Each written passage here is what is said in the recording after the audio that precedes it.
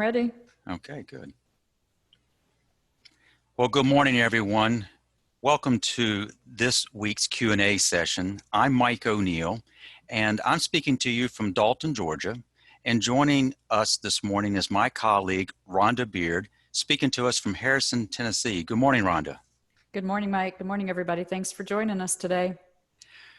Our expert panelist, Mike Lieberman, is joining us from outside the Philadelphia area. Welcome, Mike. Thanks, Mike. Thanks, Rhonda. Thanks for having me, and I'm excited to be here with you guys. The format we're going to follow today is one that we have found seems to work well, and we hope this will be beneficial to you.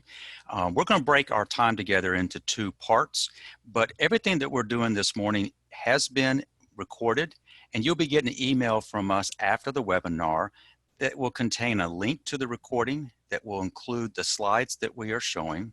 It would also include a recap of your questions and the answers that have been given. So let us know about what those questions are. That's what kind of drives this process. Your questions is what makes this unique. This is less us talking and more of us responding to your questions. We're going to start this morning with Mike, and I want to share with you why it is that I invited Mike. Mike is the CEO and founder of his business. I'm going to let him introduce himself in just a moment. But the topic we would like to ask him to speak to is, with the economy struggling like it is, what should business owners, what should business executives be doing when it comes to marketing and selling their products? The temptation is nobody's buying, so we shouldn't be marketing. And I've asked Mike to join us to kind of help speak to that issue.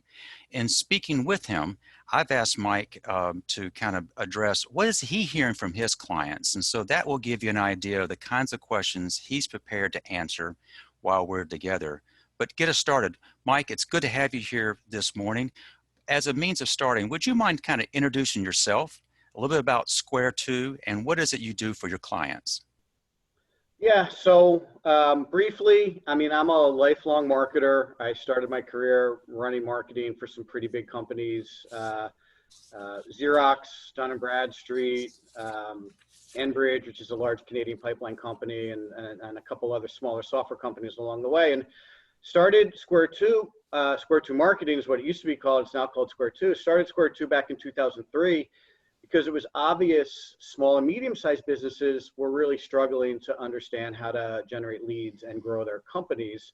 They were excellent at whatever their expertise was, manufacturing or being an architect or being an accountant, but they were really not very good and didn't understand everything that needed to go into marketing and sales. So Square 2 was born in a way to help people think differently about marketing and start to drive some results from it.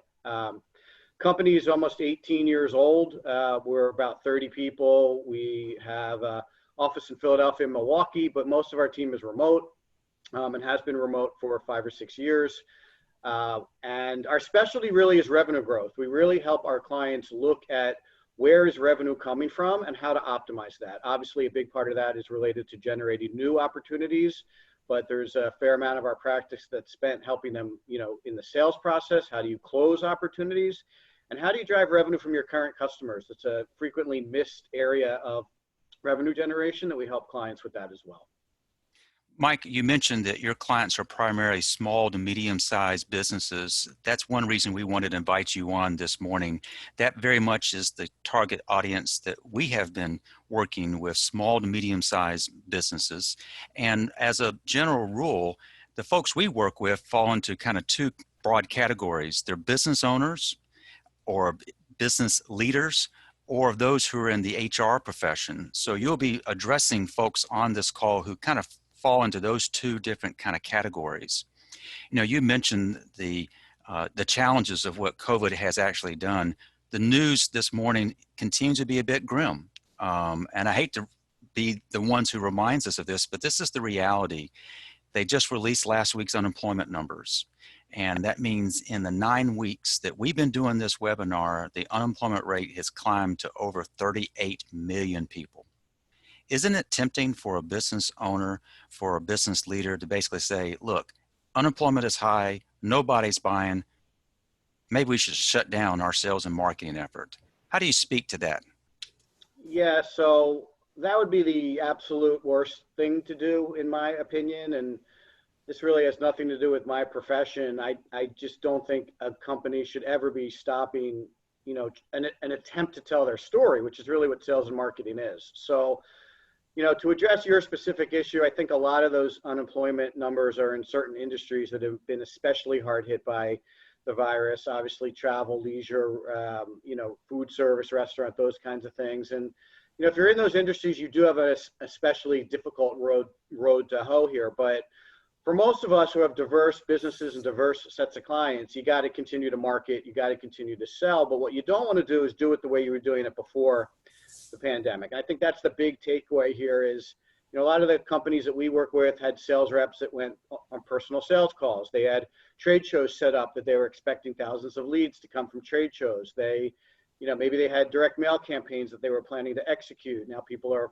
afraid to touch everything. So, I think the big takeaway is, and this is something that people probably should have been working on long before this, is you have to really lean into the digital world. And, this Zoom webinar you're doing, I know this is the first time you've done something like this. I know a lot of people are learning, how to use Zoom, but it's a great little microcosm for how people need to just start thinking differently about how they market and sell, how they talk to their customers, how they interact with their customers. And the big pivot is to lean into these new technologies, because this is not going away.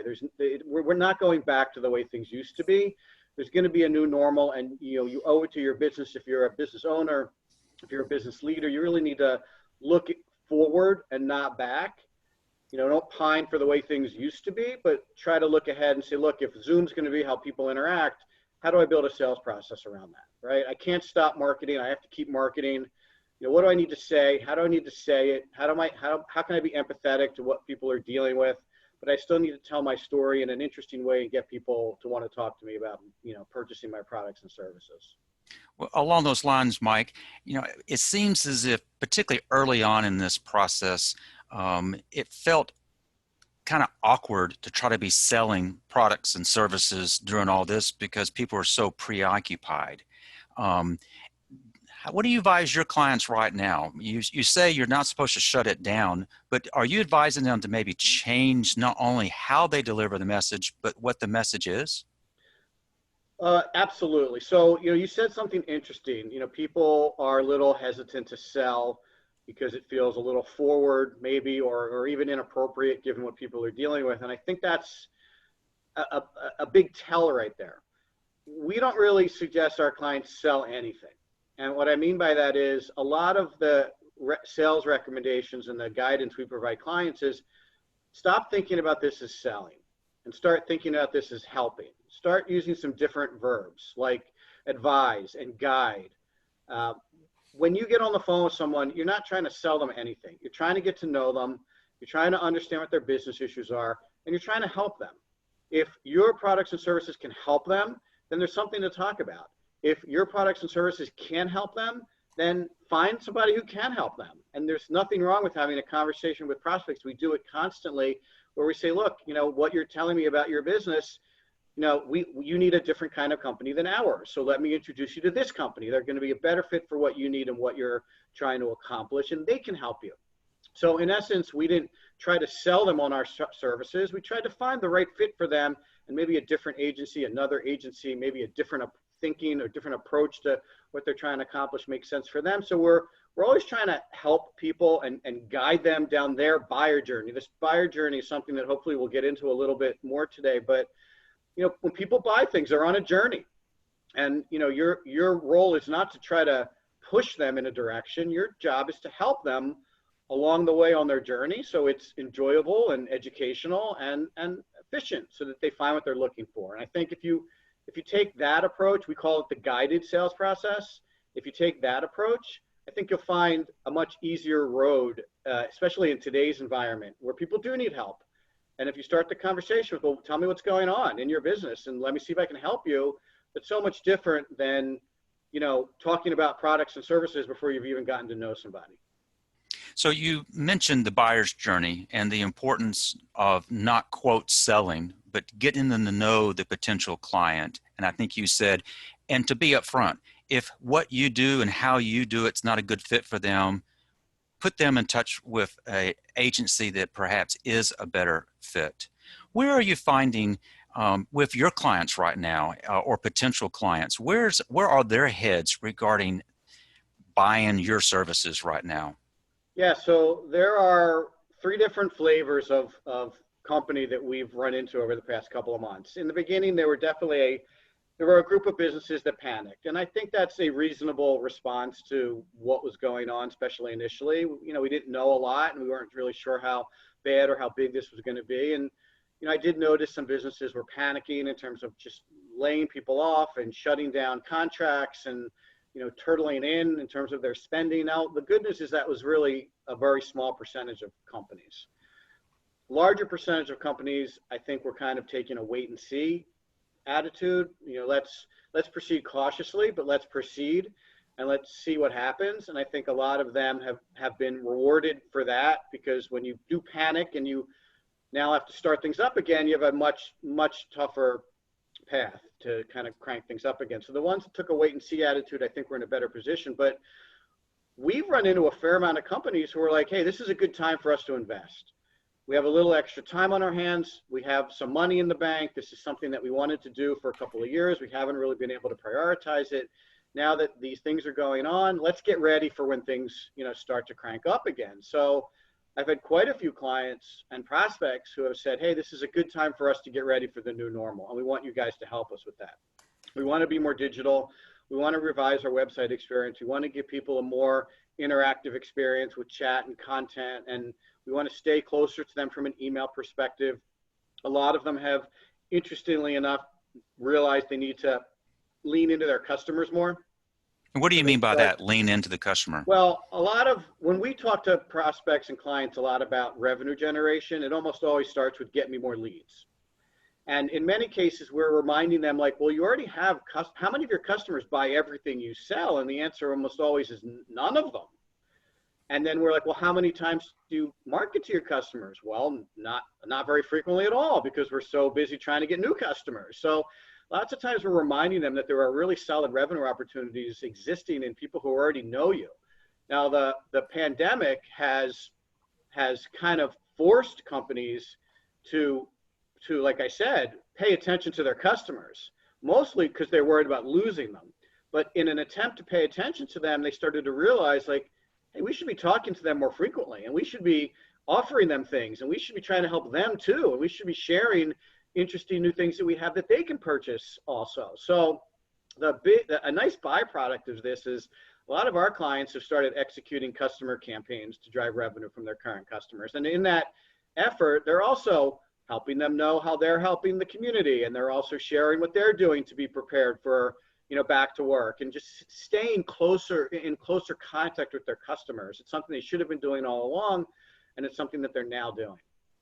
So you're advising your clients, look at your current customer base as a real pool of potential, but you're advising them when you approach them, you're approaching them from the perspective of, tell us what's going on in your world. How can we help? What are you struggling with?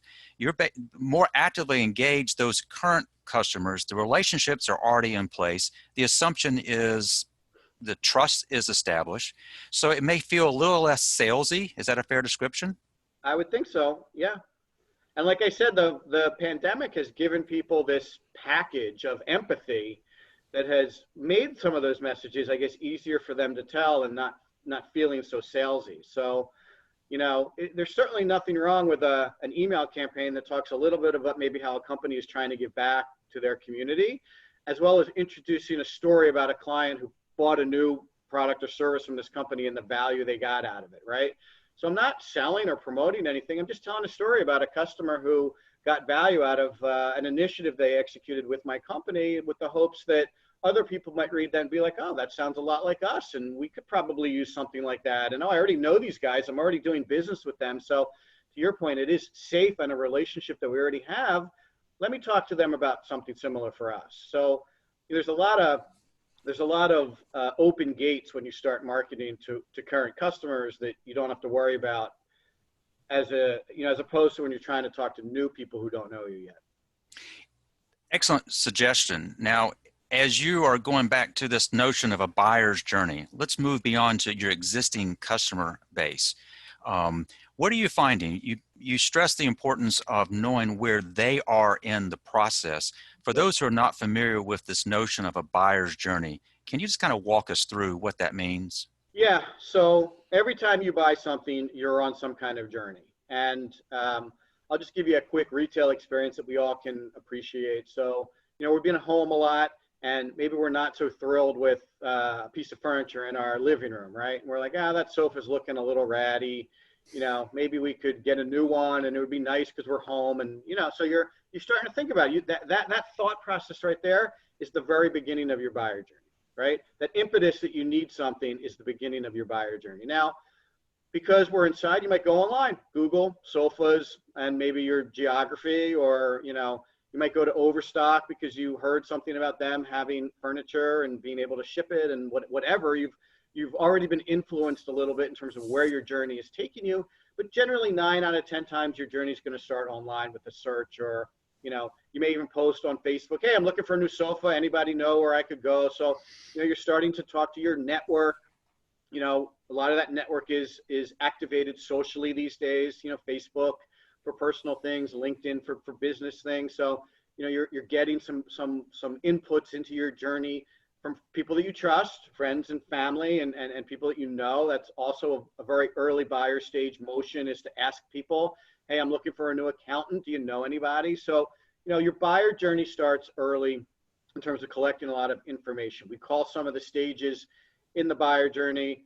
The awareness stage is an early stage. The education stage is an early stage. So, if we're looking for sofas and now you're online, you might be comparing a couple different kinds of sofas, leather sofa versus cloth sofa versus microfiber sofa. You're getting educated on what your different options are. And after you feel fairly educated, you may move along a little more in your journey and decide like, I think despite again, just to make this easy, despite the pandemic, I think I'm going to go over to the furniture store. They're open. They're an essential business, and I'm going to look around in a socially appropriate way to see if I, can find a sofa that I like. You roll into the store, you see the sofa, you have an emotional response to the sofa that you like. You like it, you're excited about it. It feels good to you. It looks comfortable. Like, those are some emotional feelings that you're putting out there. And if you don't know this, but people generally buy emotionally first and then rationalize their purchase decision second. So I'm describing an emotional feeling. These emotional feelings happen in business too. Hey, I like that guy, Mike. He seemed really nice. He seemed honest. He seemed like someone I could trust. Like the things he said seemed intelligent. So he seems like he knows what he's doing. A lot of that is an emotional response, and that happens with business to business sales as well. They have to know, like, and trust your company and the person they're dealing with before they're going to move on. So as my journey continues and I've kind of, fallen in love with the sofa, I now have to decide rationally whether this makes sense for me or not. So I'm now going to, move from, consideration to rationalization. I'm going to ask some very specific questions. How much does it cost? Can I get a discount? What's the shipping process? How long is it going to take for me to get it? Wait a minute, I should measure it. It has to fit in my living room in a nice way. Oh, you can finance it. What's that all about? So you notice that the questions changed from fabrics and colors and those kinds of things to very specific purchase questions around details that you typically can't get online. Lots of times the move from online to in person is after someone needs those detailed questions answered. That's typically when a sales rep gets involved. And then finally you make the decision, you purchase the sofa, it's delivered to your house, and hopefully you love it and write a review. Now, like the last stage in the buyer journey, we call delivery, because if the sofa is late or it's delivered broken or it's damaged in some way, or when you don't like it when you're using it, or you have an issue with the company, you've blown it, right? The buyer journey has been tarnished at the very last step, and you don't have a happy customer. The whole purpose of good marketing and sales is to deliver a happy customer who refers you, who writes reviews, who is a reference, who will tell your story to other people. So you have to make sure that the buyer journey culminates in a successful customer experience, especially today when it is so easy for them to hop on Facebook and write a review, hop on Google and write a review, hop on your website and write a review. Like, you want as many positive reviews as possible, because like we said, early in the buyer journey, I was reading those reviews as a new potential customer. So it's a full circle that includes marketing, sales, and customer service. And the key here from a going forward perspective is you have to understand your prospect's buyer journey. It's no longer a funnel. A funnel is an old metaphor. A funnel, if you don't know, was originally created in 1890. That's literally how old the concept of the funnel is. And today, there are no funnels. There's more a series of cyclones, which is why we call it the cyclonic buyer journey, because we are just stuck in these circles of education and decisions and information, and we don't really process it in a linear kind of step-by-step way. Your job as a sales and marketing person is to inform those cycles and get people from stage to stage as efficiently as possible. You know, Mike, it's interesting. You, on the very beginning, talked about how we need to be willing as business leaders to embrace the technology. But when you pointed out how the social media bookends the entire experience, they might begin looking into possibilities on the front end via website search, Google searches, and alike. And because that customer has the last word, they, through their ability to just ding you got to pay attention to the whole thing. So if the word funnel doesn't really work, is there another mental visual that you would use besides funnel? Yeah, I would use we typically talk about, it looks like a hurricane. It is a circular kind of motion-oriented visual that represents the entire process, because you can be easily thrown backwards if there's a mistake in your execution of a prospect's buyer journey. You know, someone could be ready to sign your paperwork and read an online review that was negative about your business and be thrown all the way back to the beginning again. So the concept of a cyclone, something that's more chaotic and requires more proactive management, is what we focus on. And then to make it even more complicated, there are actually 8 little cyclones in this giant cyclone, and you have to manage each buyer through each of those cyclonic stages to get them to finally say yes to you. And this is one of the reasons why marketing is so challenging these days and people struggle with it, is because they're still thinking like, I'll buy some ads and people will sign up. And it's not anything like that anymore. You know, you can't just show up at a trade show and think you're going to get, you know, someone to meet you there and buy your products or services. You can't have a single sales call and think someone's going to buy from you. You have to really understand their buyer journey and influence it at every step of the way. And that requires a lot of skills that most CEOs and business owners haven't been practicing over the past couple of years. You know, social media is just one example. You know, what you do on Facebook is different than what you do on LinkedIn, is different than what you do on Twitter, is different than what you do on YouTube. So there's 4 platforms right there that require a slightly different approach to using it to generate leads and taking care of your customers for your business. And they all have to work simultaneously together to deliver that buyer journey. It's very complicated. So Mike, you started with pointing out the way business was conducted from a sales and marketing standpoint will not work in a post-COVID environment. We've got one of our participants, he's a business owner, and his business has decided that they want to take more of an account-based marketing strategy. Before I get into that, for those who are not familiar, when you hear the term account-based marketing strategy, what does that mean to you? What that means is you're going to proactively target some specific people in specific businesses and reach out to them proactively, as opposed to kind of doing a one-to-many approach, which is what most marketing is. This is more of a one-to-one approach. So this is very targeted marketing approach. So he asked, they're just beginning that transition to that. Would you have any advice to Jeff and others on this webinar on the things that they want to make sure are absolutely baked into this rollout to an account-based marketing strategy? Yeah, so there's a couple things that people tend to miss on account-based marketing that I'll touch on. So first of all, it's a fairly complex set of motions to get this to work properly. And I think a lot of people sometimes think, well, this is going to be easier than what we were doing. And the reality is it's probably just as complicated as what they were doing, but still it does make a lot of sense in a lot of industries. So first, the targeting and the selection has to be correct. So you have to really make sure that you're picking the right companies and that you've gone deep enough and identified the right people in those companies, right? Because account-based marketing is not really about the company, it's about the people in those companies. And you want a nice, collection of influencers, decision makers, champions. You want to make sure you pick the right people in those companies. They're going to likely have different roles in those companies. You may be targeting the CEO, the CFO, the COO, and the VP of sales as an example.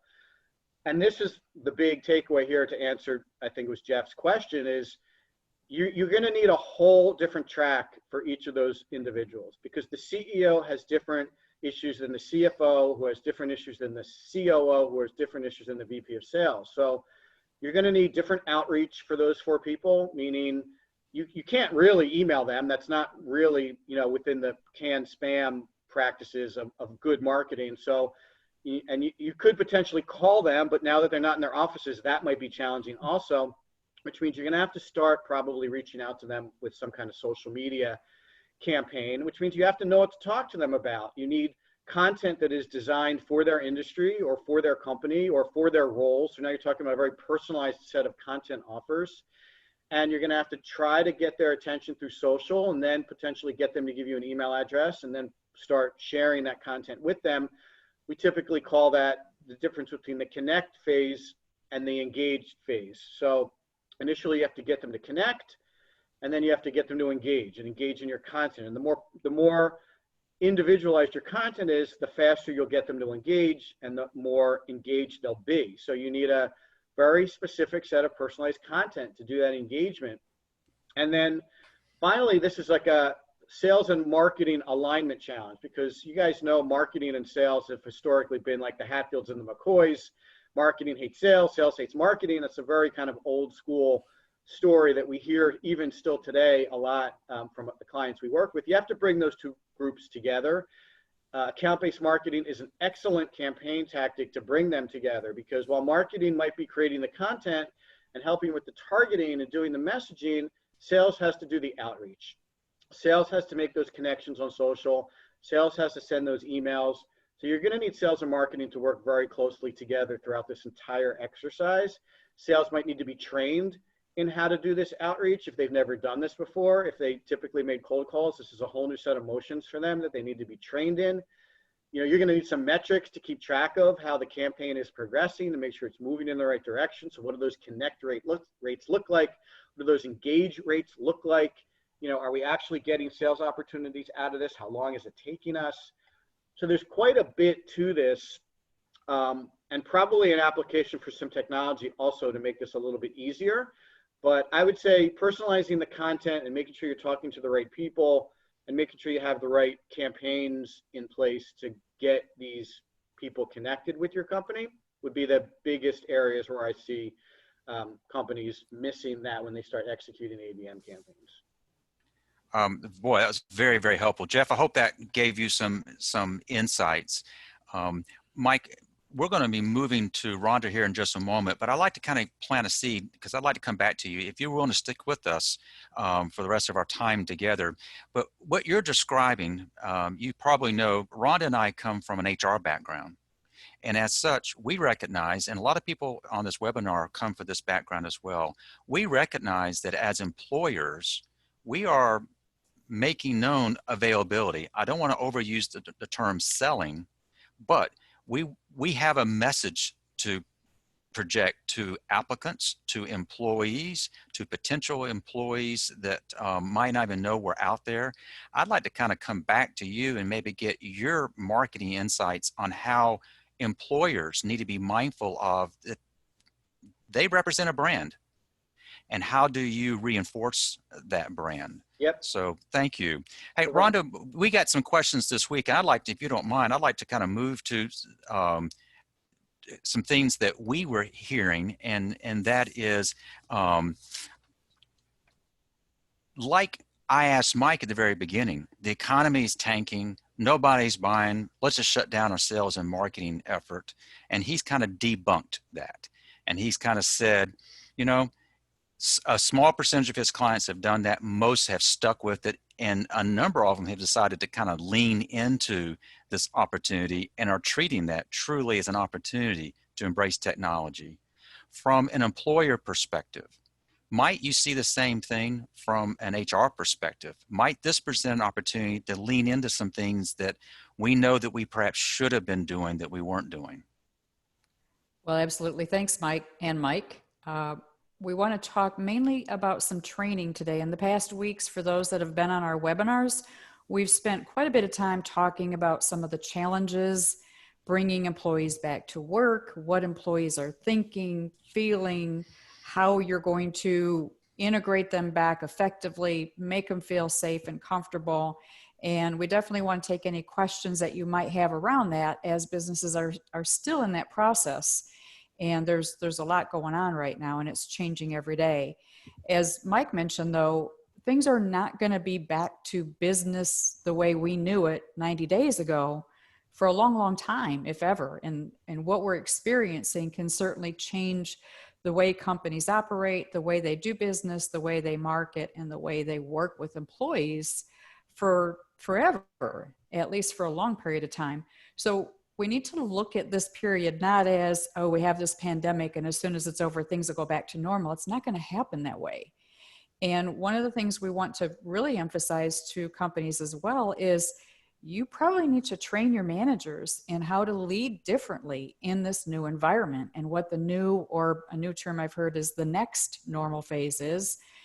It's going to be different leading people. It's going to be different because, first of all, we're going to have a lot more people working from home than we have had in the past. People have been doing it, but many are going to continue. So again, when this is over, it doesn't mean everybody comes back and things go back to normal. A lot of people are going to continue to work remote because it's been effective and it works. And companies are seeing that it works. So a lot of that's going to continue. So how do you lead people differently when they're not in front of you? It's a different skill. It's a different tactic, and many managers haven't been in that process before. So training managers how to lead maybe a mixed group. Maybe you have some in the office and have some working remote. And a lot of salespeople and people who have worked remote have been doing that, but a lot of people haven't.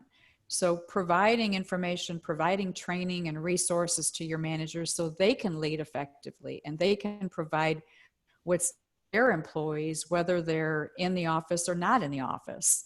And a part of that, we've talked over and over and over about the need for communication. And part of it is, how do you communicate, not just now, but as this is changing, as things are changing day to day with the COVID and with new focuses that businesses have, with different focuses that businesses are going to have. And again, a lot of businesses are having to operate differently with their product offering, with their service offering, with their customers. So training people on how to handle a new business with new communication skills, whether it's communicating with customers or whether it's communicating with employees or colleagues or each other when you're not face-to-face anymore. So a lot of training really is needed in how to operate and be effective in this new environment. And then just keeping employees engaged. There's still a lot of distractions. We know, and we've talked about, people may still have children at home. School, for a lot of areas, especially in our region, school is ending now. But that doesn't mean that just because school is out, that now you just go to what you would normally have done in the summer with your children, because summer camps and summer programs and childcare centers are still not open. So how do you keep employees engaged when they still have those personal dilemmas? They still have those personal situations with possibly family members who may have been ill, family members who are out of work, financial distractions, children at home or not in their normal care. So keeping employees engaged, productive, effective. Again, a lot of it boils down to communication, but it's going to be a different tactic. And if we don't provide those resources and training to managers, many of them don't know how to pivot and do that differently than they've done for the last however many years they've been leading. It's a totally different environment now. So we need to make sure that managers are getting the training and the skills that they need to be effective in a new environment that's not going to change in another 90 days. Rhonda, you mentioned the importance of communication. We're hearing that time in and time out. You know, Mike mentioned a moment ago about the natural tension sometimes between sales and marketing, and that if you're taking more of an account-based marketing approach, that puts them together more hand in hand there. One of the attendees kind of asked the question, would this be a good time, in your opinion, from an HR perspective, to kind of come alongside your own marketing group? Because I mentioned you've got the brand. It's very common that the HR group is responsible for the employer brand. It may not be the products or services, but the employer brand. Might you see this as an opportunity to maybe more partner with the marketing group and see if you can help craft an internal message the same way that these external messages are being crafted?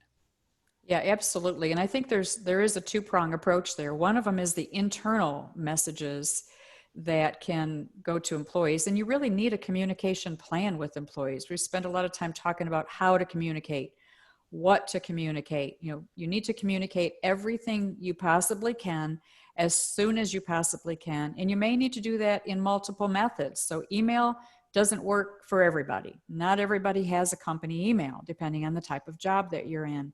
You may need to do paper handouts. You may need to do small group messages. You may need to do group text or Twitter. So there's a number of different methods, and you need to utilize multiple methods of communicating. And then it is a great time, you know, as Mike mentioned, you may have some time now when things are not as busy, or you don't have everything going on that you normally would. You may have some time to put together some external employer branding. Put some things on your website that will appeal to those that you may be hiring in the future, you know, to really showcase your employer brand. And there's a number of different things you can do. You can post, you can send out, but you want to use this opportunity to really get your employer brand in place, because you may be hiring in the near future. And you want to be ready for that and not wait for that and have to scramble. So it's a great time to get some of those things in place that definitely your marketing people can help with. And training the same way. You may have a little bit of time now. If people are working from home, virtual training works. Use this time to get training set up so people are equipped for what they're going to be facing next week, next month, next year, which is going to be different than it is today. Well, to that point, we found the exact same thing. Our clients are asking, can we do what we do remotely? And the short answer is yes. We can do it, and we can do it effectively. And there's a more open-mindedness to doing things a bit differently. Mike, can I go back to you for a moment? Have you ever worked with a client on this topic that Rhonda's speaking to, and that is the messaging to either employees internally or the messaging to the communities in which these companies are operating? Yeah, we have, and I think it's a very appropriate time to be talking about that. You know, you're going to have people who could be coming back to the office who are scared, you know, about being in a closed environment like that. So, you know, we've been spending a lot of time listening to experts talk about, you know, how you need to help your employees feel safe about coming back to work. What kind of social distancing practices are you putting in place in your office? What kind of cleaning practices are you putting in your office? Our office has been closed, but we've stopped in from time to time, and we noticed that the office has never been cleaner. The building is cleaning that office. So we're like, you can eat off the floor. It's so clean in there. So obviously the building is doing a lot to make us want to come back to work, but we have to let our team know what's going to be going on. If anything's changed, are we staggering office hours to keep the amount of people in the office low?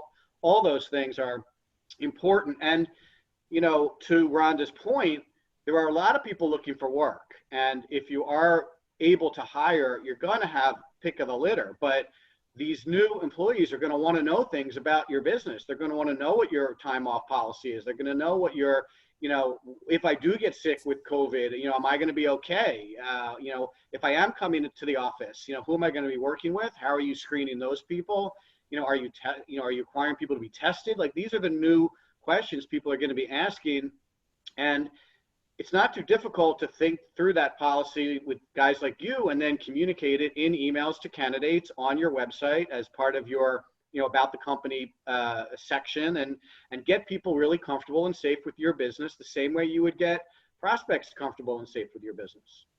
Could I stick with you, Mike, for a moment? This is a question we were asked earlier, and that is, you stress the importance of an organization's willingness to kind of tweak what they're doing from a sales and marketing standpoint in light of kind of what we're all dealing with. What about those organizations who sheepishly have to say, prior to this, we really weren't doing much in the form of marketing? And we know we are supposed to. We listen to the Mike Liebermans of the world on webinars say, if you're not doing it, do it. If you are doing it, be willing to do it differently. How do you advise those folks, like on this call, who are starting from scratch from a marketing standpoint? How do you kind of begin helping them address that?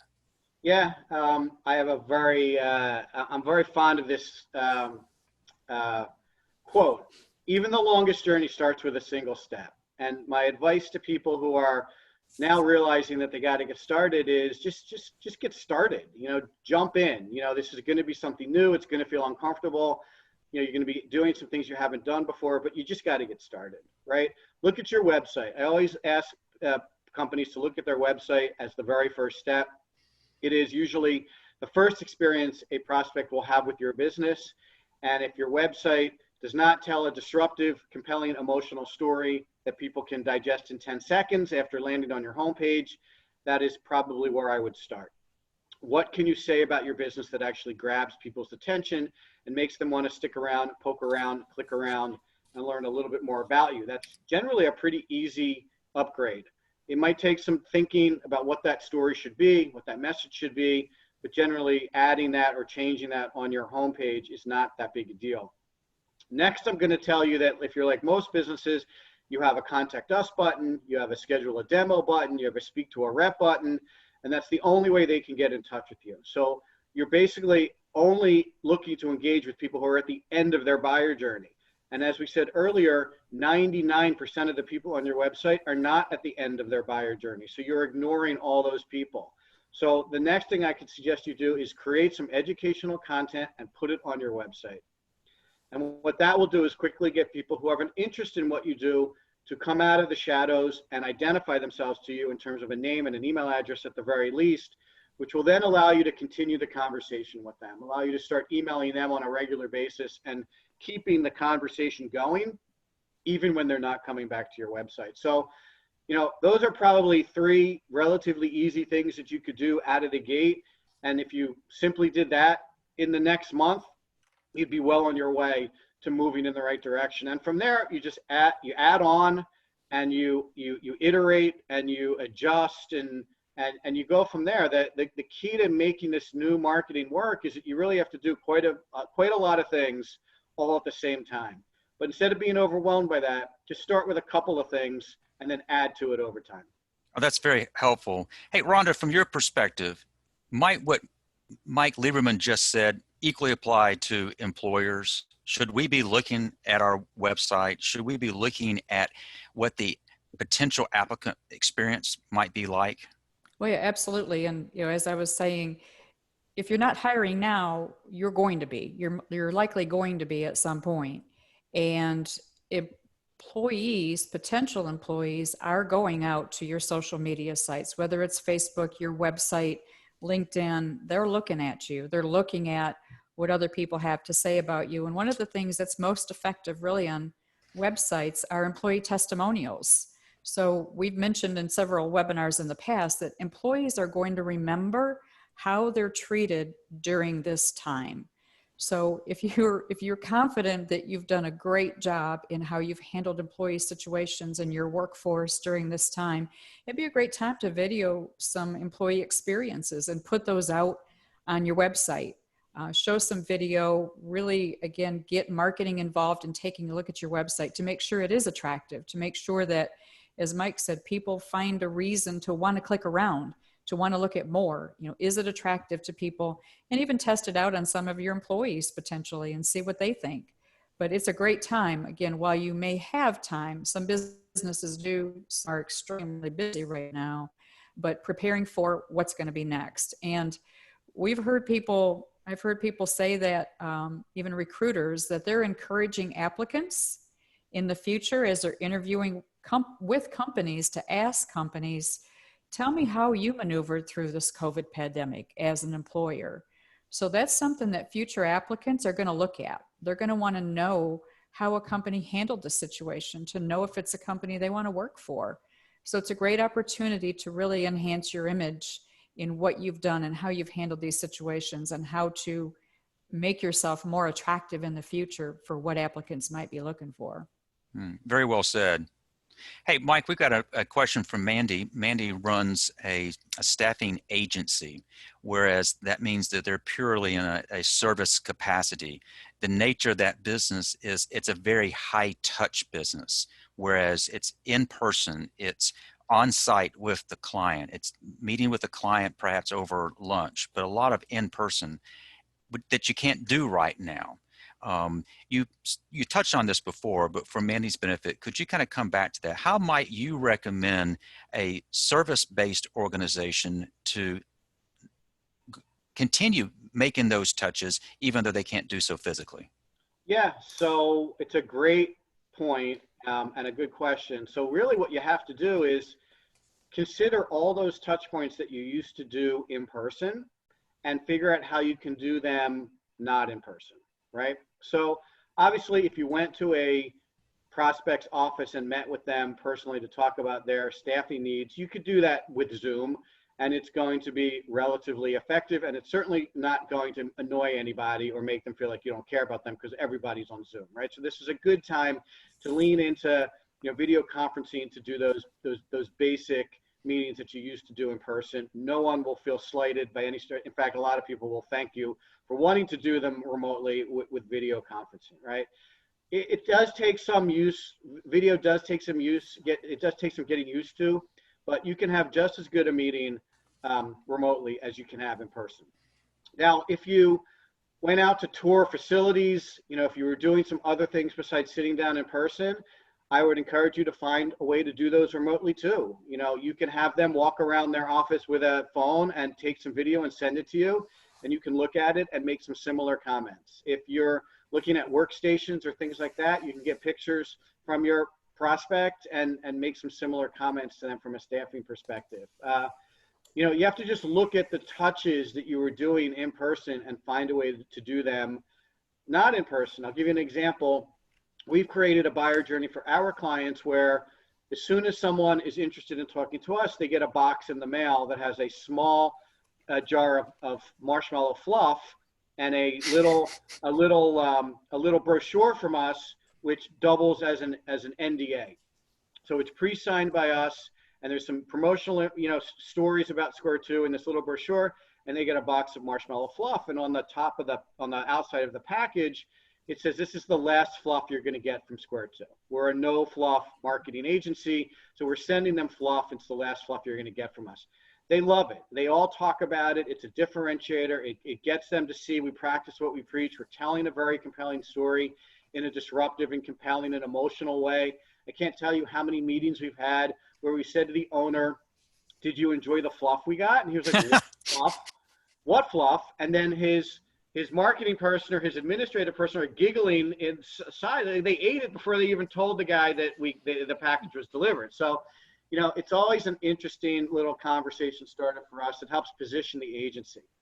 We also send them a copy of our book. So when we start to really get into the details and they've had a chance to read the book, Smash the Funnel, which talks about the cyclonic buyer journey, and talks about how people buy differently today than they did before, and it talks about technology, we've kind of warmed them up to our way of thinking. So there are plenty of ways to create a really amazing sales process that doesn't require you being there in person. It just requires you thinking through what the prospects are looking for and finding remarkable ways to deliver it. Oh, it's very, very creative. Yeah, thanks for sharing that. You're welcome. Rhonda, what else have you thought of that, since we've been talking here, that you feel might be something we need to cover that we haven't so far? Well, I think just, again, take the time to think about how your business is changing, how your business will continue to change in the future. And I know what's difficult right now is not knowing. We talk about the next normal. We're kind of in that next normal, but what's the next normal after that? So it's really difficult to plan very far ahead right now, but you still need some plans. Maybe you need a plan A and a plan B. So in addition to thinking about how you might be marketing your business differently, because a lot of people are having to change what they do or how they do it. And that, as Mike is saying, is going to change how you market your business. Again, think about internal as well as external. What does your staff need? What do your managers need to function in a different environment, to lead and manage when you're changing your products, you're changing your services, you're changing how your workspace is set up. So it's a great time, again, even if it's just through Zoom, to do some training with people. And it may not be just your managers, train your employees as well on how they're going to function. Make sure the communication and training is continual and ongoing, and that you're involving everyone who's going through any type of a change to get as much information to them as you can. Change is tough, and everybody's going through change right now.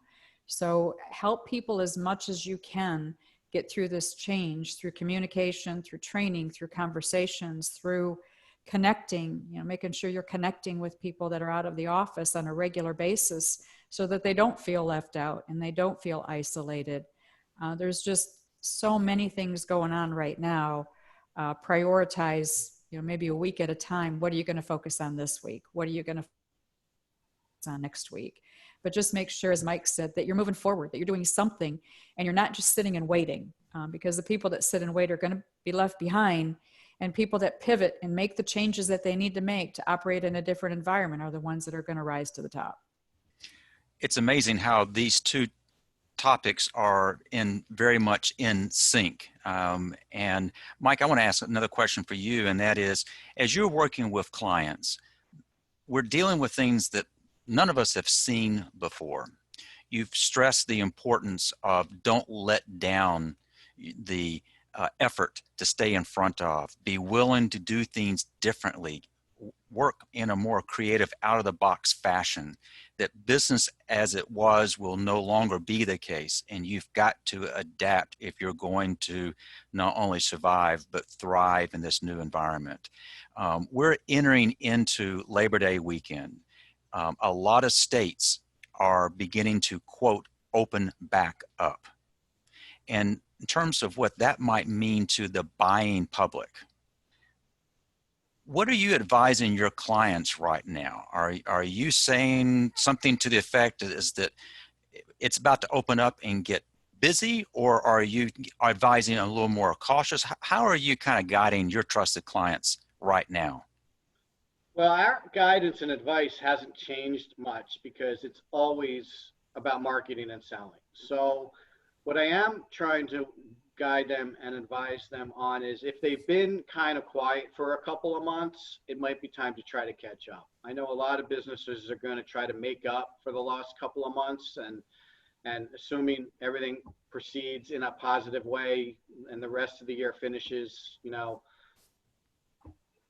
in some reasonable fashion, they're going to want to try to catch up for the last couple of months that they've had. So some businesses are trying to find ways to hit the accelerator button. And in those cases, we're trying to help them position themselves to catch up a little bit. But I think the advice is generally to you never want to stop marketing. You never want to stop selling. You never want to stop taking care of your customers. So you're always going to be doing that. You're always trying to be financially responsible in your business. You don't, when things get bad, you don't stop paying your bills. You don't stop putting entries into QuickBooks. You don't stop, recording things. There are some basic blocking and tackling you do in business, and marketing and sales and customer service, I think, needs to be added to that list, not become the first thing you cut when you get nervous, which is what a lot of people do.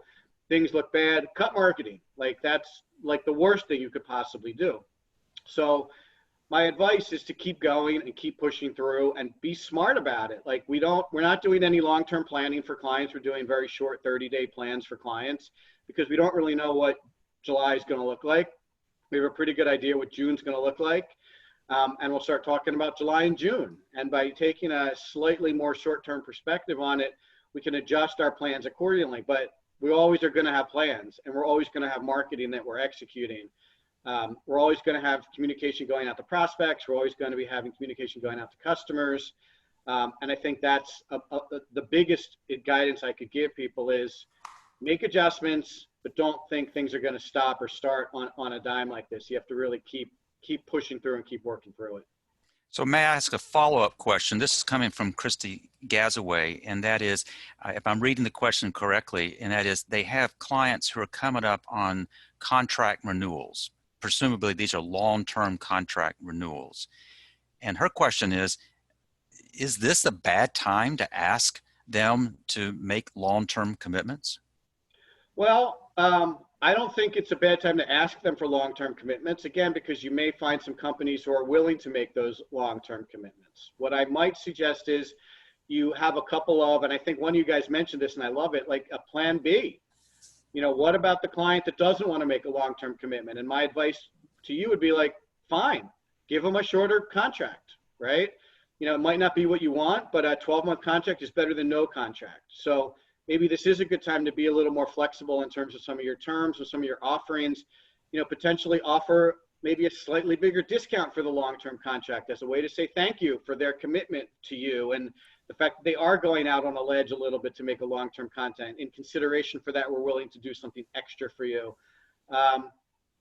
So I think having some plan B and plan C's in place and having some contingency plans and not just thinking what you did last year is going to work again would probably be smart.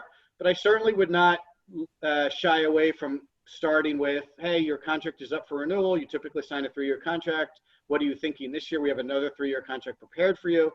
And seeing what they say. You know, if they go forward, you're good. If they're like, well, we don't know, then you can simply say, well, look, a lot of our clients feel like you do, and here are some concessions we're willing to make. Sign a 1-year, you know, here's a bigger discount for your 3-year. Like, you've thought about it, you're prepared, you have some solutions for them that you can position as other clients have been taking advantage of. Now I feel like, oh, it's not just me, it's other people too.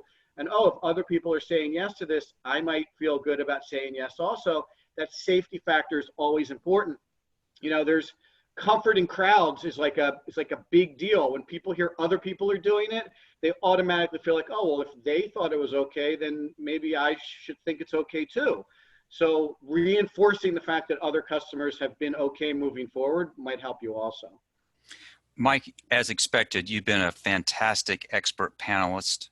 Thank you. Rhonda, you yet again provide insights that I think and I hope that the folks on this webinar can benefit from. Just for the benefit of those who are on it, we have multiple industries represented across multiple states and Canada. And I hope what you found in the time we've been together, that this has been helpful. So let me give those who are on this a kind of an idea of where we are based on your strong response. And I think, Mike, I shared with you before we got started on this, the vast majority of folks who are tuned in today have tuned into prior webinars. And we can't think of anything more flattering than folks who continue to give us their time to do so. So we're very, very appreciative. Just to remind folks, you will be getting an email from us that will have a recording of our time together and an attempt for us to kind of recap what has been said. You have raised a lot of good questions, and timing wise, we're going to be very fortunate. Next week, we've invited Kevin Barber.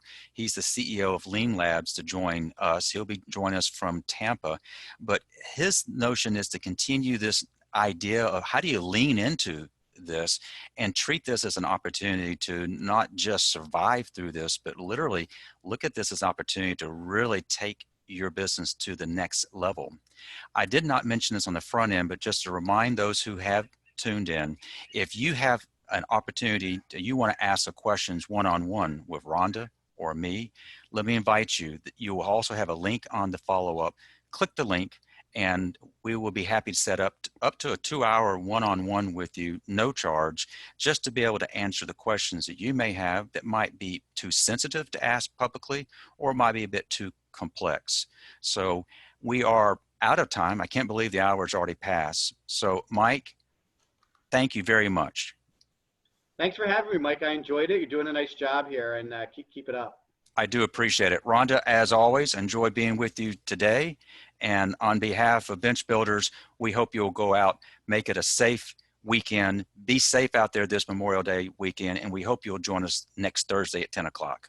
Thanks, everybody.